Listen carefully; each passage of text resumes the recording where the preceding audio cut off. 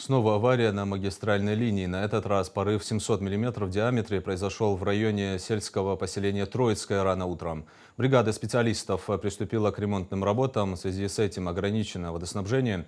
Отмечу, что сегодня в районе 5 часов утра также произошло короткое отключение электроэнергии на главной насосной станции, что негативно повлияло на и без того ветхий магистральный трубопровод.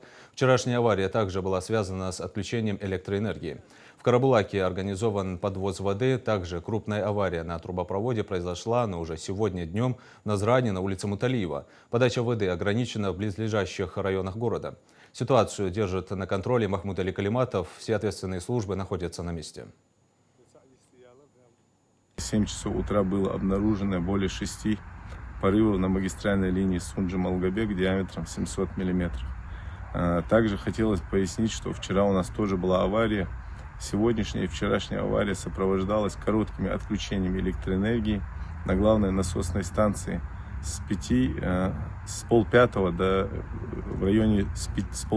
6 утра, что сопровождало за собой гидроудары. Конечно, самая основная и главная проблема возникновения данных аварий – это ветхость трубопровода, которая превышает 80%. На данный момент на устранение данных аварий с 7 утра задействовано 3 бригады. Сунджинская бригада, бригада города Карабулак и Малгобек. Привлечено более 6 единиц спецтехники, в том числе 3 экскаватора. На данный момент устранен уже 1 порыв. Мы прогнозируем завершение всей этой работы в районе 20:00.